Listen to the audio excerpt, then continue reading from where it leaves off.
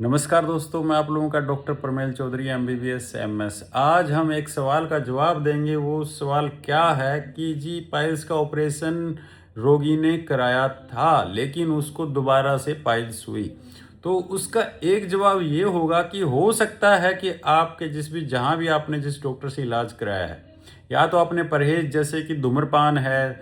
smoking, या फिर किसी भी तरह से जो तंबाकू का सेवन, या फिर क्या है कि कॉन्स्टिपेशन आपने दोबारा से हुई, उसकी वजह से भी आपकी पाइल्स दोबारा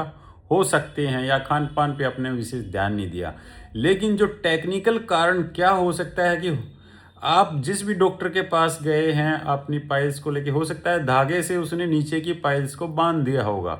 लेकिन जो आपकी अंदरूनी पाइल्स, इंटरनल पाइल्स जिनमें से ब्लीडिंग भी होती है, उस उसकी जो अंदर तक की जो गहराई या लेंथ होती है, वो लगभग आपकी जो मलद्वार होता है, जो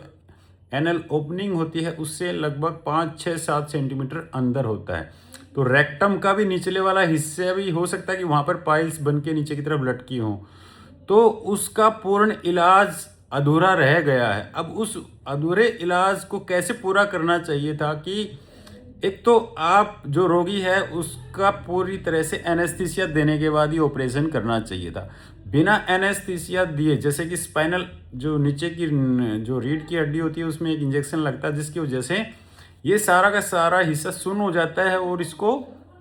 डायलेट करना पॉसिबल होता है, और उसके बाद ही अंदर तक जो पाइल्स होती हैं उनका इलाज किया जाना चाहिए, चाहे वो लेजर से किया जाएगा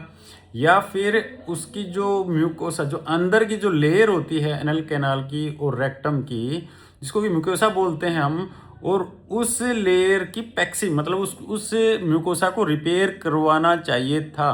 और भले ही उसने लेजर से किया है या किसी दूसरी मशीन से किया है, तो साथ ही साथ जो इंटरनल सभी पाइल्स को हटाने के बाद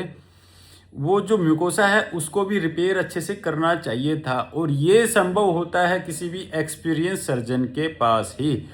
तो